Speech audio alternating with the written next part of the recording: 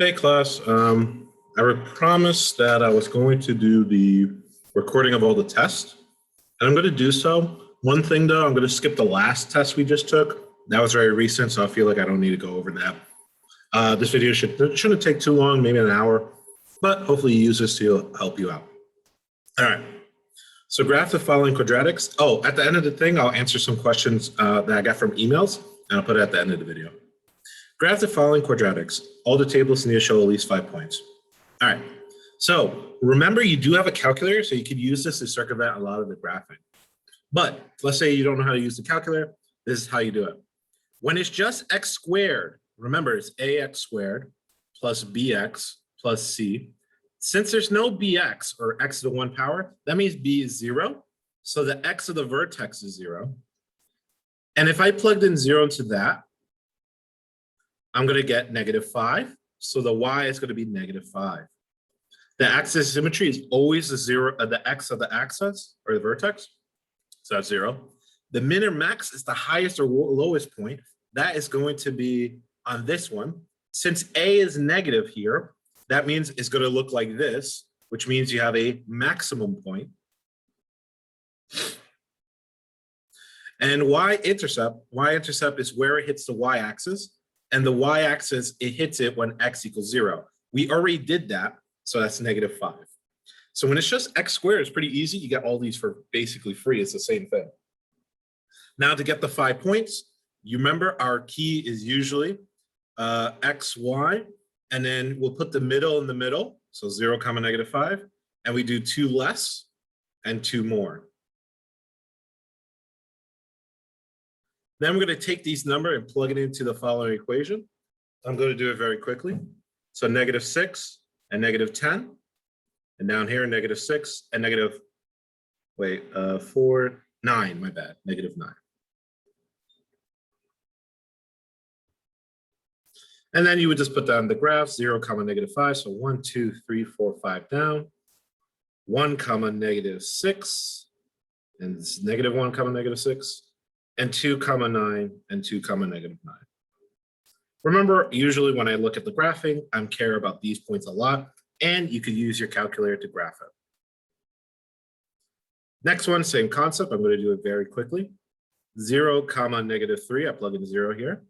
0 is the x of the vertex. Is it a max or min? Since this is positive, it looks like this. So it's a min. And the y-intercept is when I plug in 0, but I already did that. That's -3. So x, y, 0, -3, -1, -2, and 1, 2. Plug those into that equation. 1 squared times 2 minus 3 is -1. And then, and remember, these are symmetrical. So if you plug in 1, you get -1 for free. 2 squared is 4. 4 times 2 is 8. 8 minus 3 is 5. So 0, -3, 1, 2, 3. 1, -1. And then -2, 5. So 1, 2, 3, 4, 5. To the left, to the right. You get this kind of U shape here. Pretty skinny, but that makes sense. Okay. All right, next one has a B value here. Now, how do we deal with the B value? Well, it's very easy. Find the vertex, or the x of the vertex is -b/2a. Remember, b is always in front of the x, a is always in front of x squared, and c is always a number by itself. In this case, c is 0. And I'll actually identify it. Usually I told you to identify it. A is 1, b is -2, c is 0. So negative of -2 over 1 times 2, or it should be 2 times 1, but whatever. That's +2, 2 over 2. That ends up being 1 overall. So 1's the x of your vertex. Now I take this one and plug it into my equation. 1 squared minus 2 times 1. 1 minus 2 is -1. So -1 is my y. The axis of symmetry is just when x equals 1. The min and max is when the y value is up or down. In this case, since it's +1, that means it looks like this. So that means it's the min. The y-intercept is when x equals 0. So when x equals 0, so I'm going to plug that in. 0 squared minus 2 times 0, that all equals 0. So that means my y-intercept is at 0. The table, remember the center is based off your vertex, so 1 and negative 1. So we're going to go 2 less, which is 0 and negative 1, and 2 more, 2 and 3. But lucky for us, we already did 0 over here. So we got 0. And since this is symmetrical, we get this one for free, 0, 0.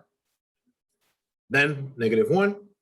Negative 1, got to plug it in. Negative 1 squared. Remember to put it in parentheses if you're using your calculator. Times negative 1, that's plus 2, plus 1, that's 3. 3 and 3. So 1 right, 1 down, that's 1 comma negative 1. 0, 0, and 2, 0. And negative 1, 3, and positive 3, or positive, yeah, 3, 3.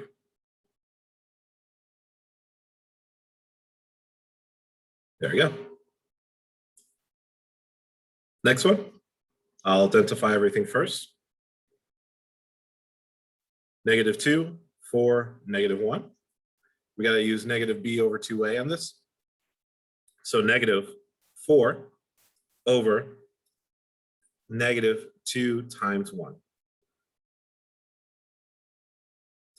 That makes it positive 4 over positive 2 because it's double negative, which means it's 2. So your x is 2 here. Then I got to plug in a 2 into the equation. Negative 2 times 2 squared plus 4 times 2 minus 1. 4 times negative 2 is negative 8 plus 8 minus 1. So that ends up equaling negative 1 because these cancel out. So axis of symmetry is just the x of the vertex 2. This is negative, so it's going to look like this, which means it's a max. Y-intercept, so I got to plug in 0 into this. So negative 2 times 0 squared plus 4 times 0 minus 1. That happens to be negative 1. Then I make a mistake. It shouldn't be the same number as the vertex. 2 squared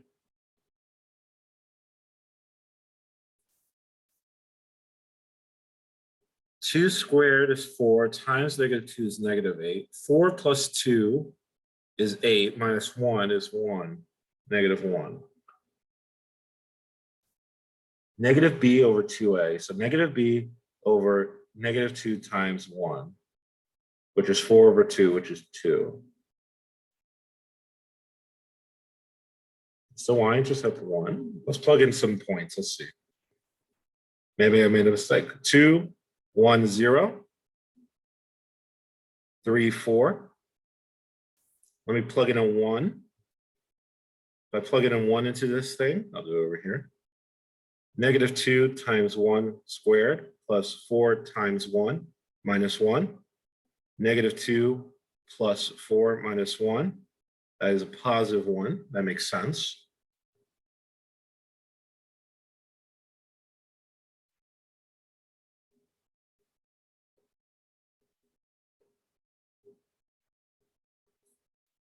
Let me plug in.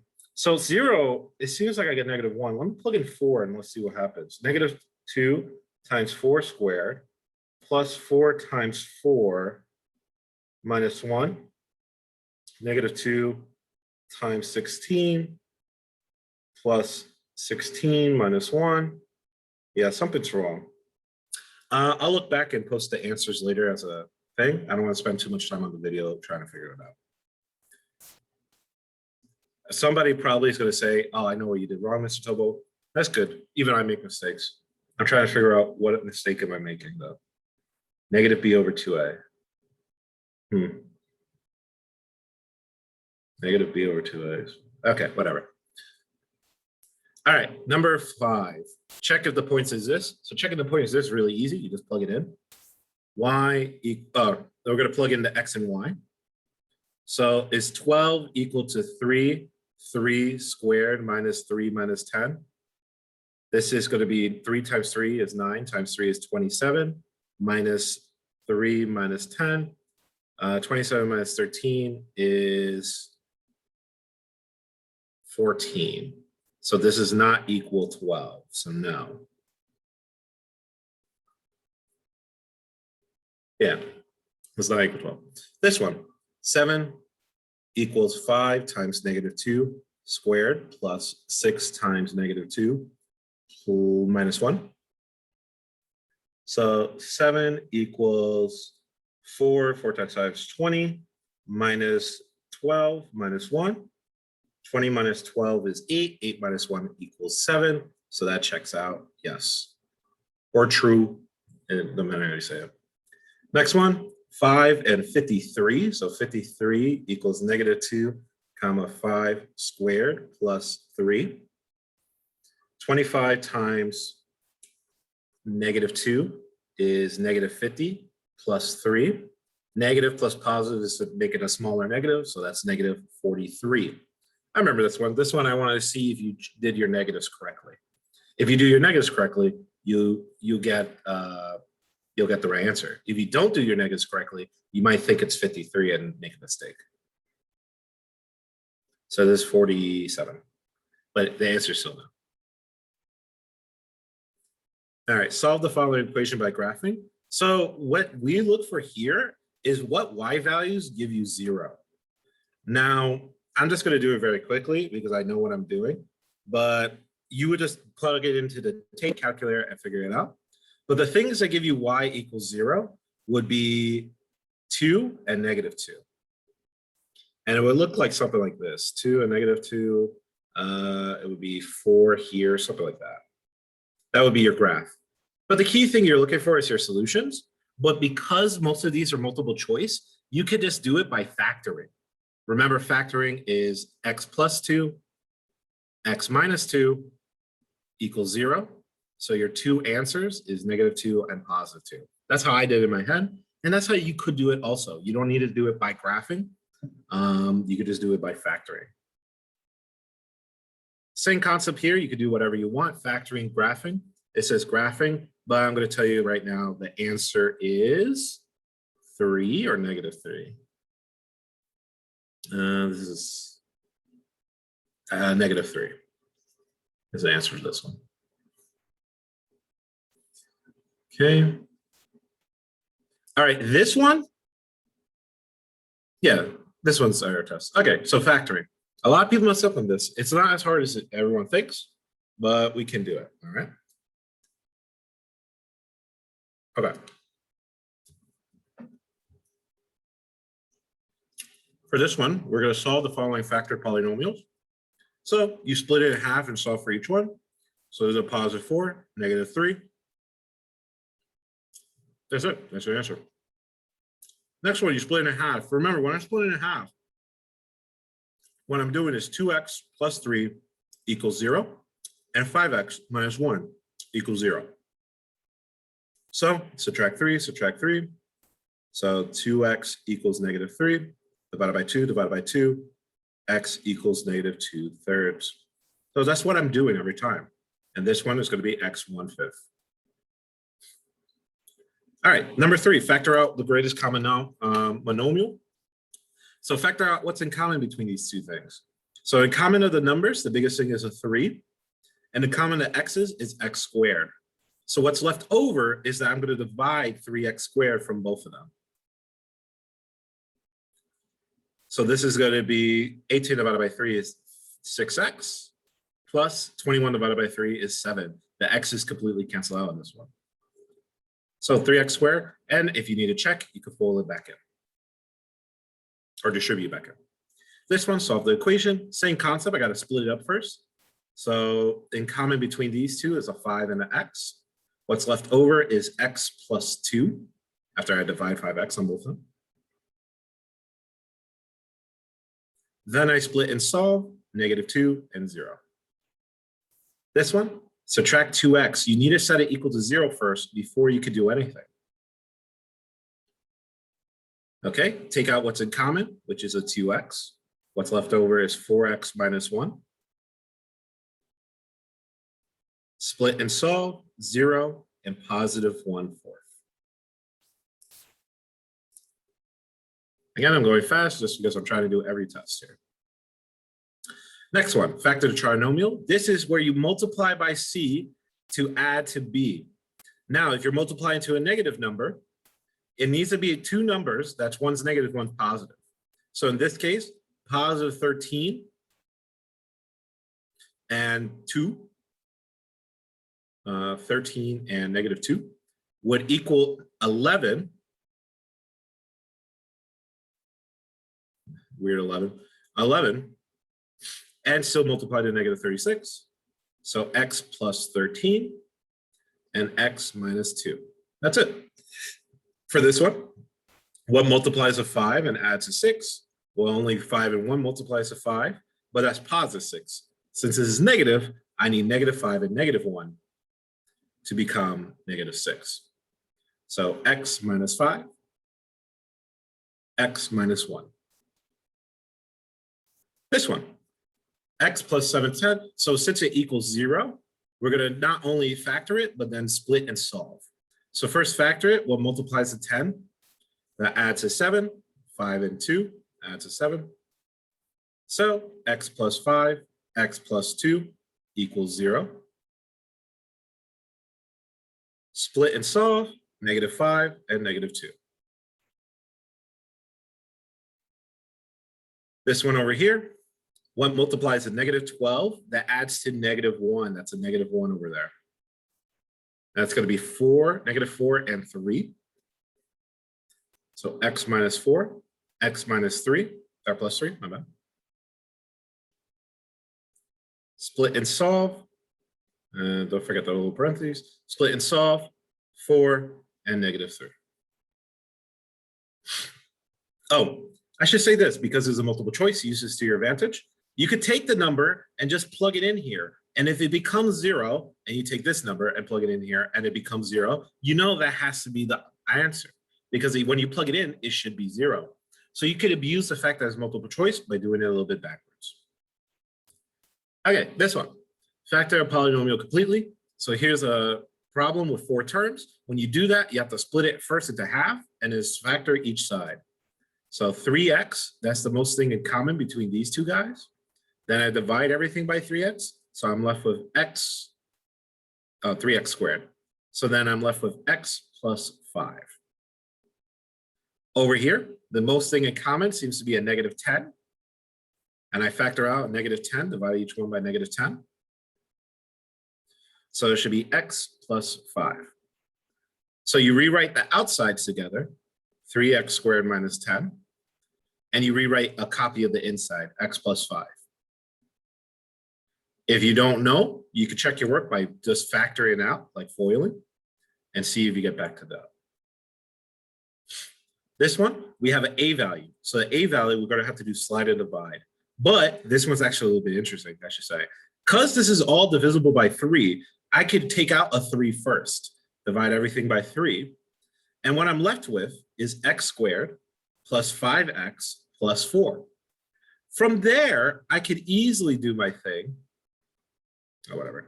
From there, I could easily factor this part. 1 multiplies to 4, that adds to 5. It's 4 and 1. 4 and 1 adds to 5. So 3, that outside 3 doesn't go away.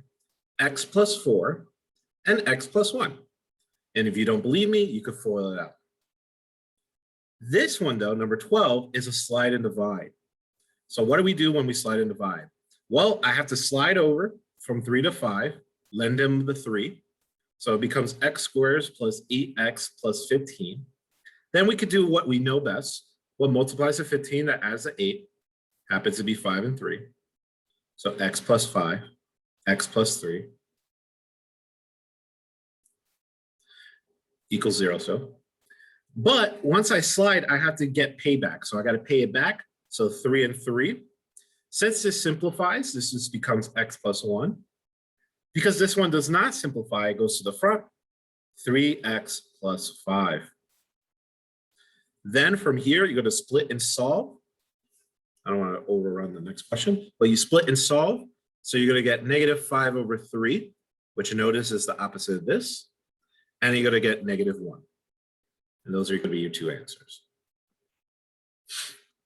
This one, you have two terms, so it must be a special case, which is completing a square. This is a perfect square root. This is a perfect square root, and there's a minus in this side. So it's x minus 12, x plus 12, because you square root both of them. Okay, so I'm on a blank page. Okay, so I gave you the wrong quest. This is not the test for you. This is for another class. I don't know what quiz I actually gave you. I have to find that and post that later. All right. This is also, no, that's for calculus. This is a test, wow. All right, my bad on that one. All right, this one, exponents, very easy. When you multiply, you add it, so x to the 7. If you don't see one, it's a 1, so 5 plus 7 plus 1. 5 plus 7 is 12, plus 1 is 13, x to the 13. When you divide, you are subtracting the exponents. If multiply is adding, divide is subtracting, y to the 7. And when you exponent, you multiply, so x to the 20, or a to the 20. So this one you want to rewrite as g to the 3rd over 1 times 1 over g to the 2nd. Make it one big fraction, g to the 3rd over g to the 2nd. Then subtract, that's g to the 1, or just g.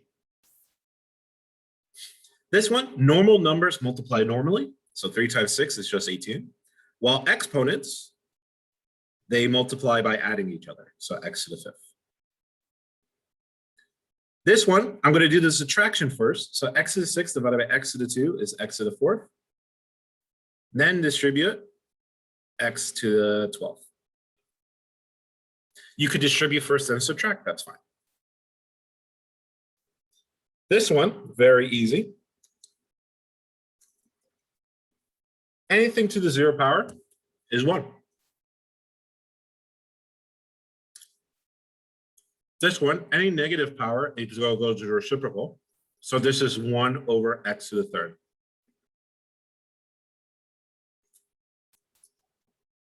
This one, we're going to rewrite 1 over y to the 6th times y to the 4th over 1, because it's positive, stays on top. Y to the 4th over y to the 6th. So that's y to the 1 over y to the 2. You could technically write y negative 2, but then you have to convert it to that anyway. This one, 10 minus negative 4 is 14. So x to the 14. This one, you have to do each lane individually. So 4 divided by 8 is 1 over 2. X to the 3rd, x to the 10th, 7 extra on the bottom, so x to the 7. Y to the 5, y to the 2, there's 3 extra on the top, y to the 3rd. Y to the z to the negative 2 divided by 2. So negative 2 minus 2 is negative 4. So this is z to the negative 4, but I want it to be positive, so I'm going to put z to the 4th on the bottom. It's okay if you put the intermediate step where you have it as negative exponents and then move it at the end. I'm just doing it right to the end.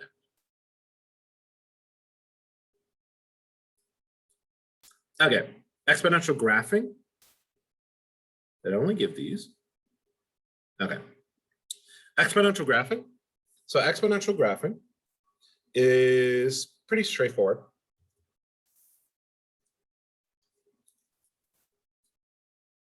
Yeah, the points don't fit on this. So when you use exponential graphing, we're just going to use negative 2, negative 1, 0, 1, 2 every time. Every time you use that. And then I'm going to plug it in one at a time. 2 to the 0 power equals 1 times 1/4 equals 1/4. And again, you can use your calculator to solve this. 2 to the 1 power is 2 times 1/4 equals 1/2.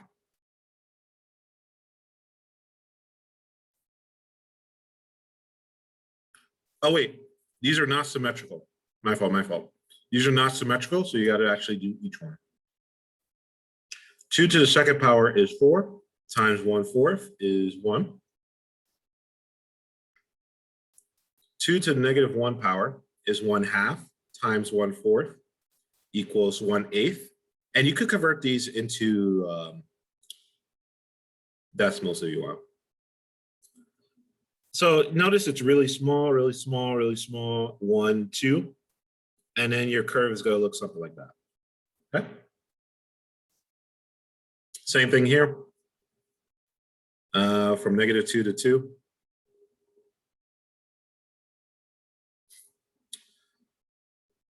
One half squared is 1/4 times 3 is 3/4. 1/2 to the 1 power is 1/2 times 3 is 3/2. 1/2 to the 0 power is 1 times 3 is 3. 1/2 times -1 is 2. 2 times 3 is 6. And then 9. No, and then, my bad, 12. Oh, no, I mean 18. So 2, 3/4, 2, 3/2, so that's 1.5, something like here. 0, 3, 2, 1, -1, 6, and 18 is like all the way up there. One thing I've talked about, this right here, because it's bigger than 1, so the B value is bigger than 1, that's a growth. And you also know it's a growth because it's going upwards like that. This one is a decay because it flattens out to like a bottom. So this is like the growth is the start of the roller coaster, the decay is the end of the roller coaster. All right, this one, tell if it's growth or function, and is it growth or decay? So when you could tell if it's an exponential function, if it has a pattern that's multiplying by the same thing over time, and each time it's multiplying by half. You could also say divide by 2. So what's the function? Well, the A value, it looks like this, A times B to the X power. A is the term when X equals 0. So when X equals 0, it's 5/2 times B is the pattern right here. So the pattern is 1/2 to the X power. Now, is it growth or decay? This is less than 1, so this is a decay. This one seems like they're multiplying by something. Now, let's say you can't tell by looking at it. What you could do is backwards divide to see what happens. So 25 divided by 10 gives you 5/2. So you can figure out the reverse is multiplying by 5/2, multiplying by 5/2. So A times BX, A is your, when X equals 0, so 25 times 5/2 is your pattern to the X power. So 25 times 5/2 to the X power. Is this a growth or decay? 5/2 is bigger than 1, that's 2.5, so that is a growth. Is that it? All right, that's all the tests. I have to figure out, I know I gave you guys a quiz, so I gotta post that later. But otherwise, that's what we're doing. Hopefully this helps you out and you could use this to your advantage. All right, always have a wonderful day and good luck on the finals.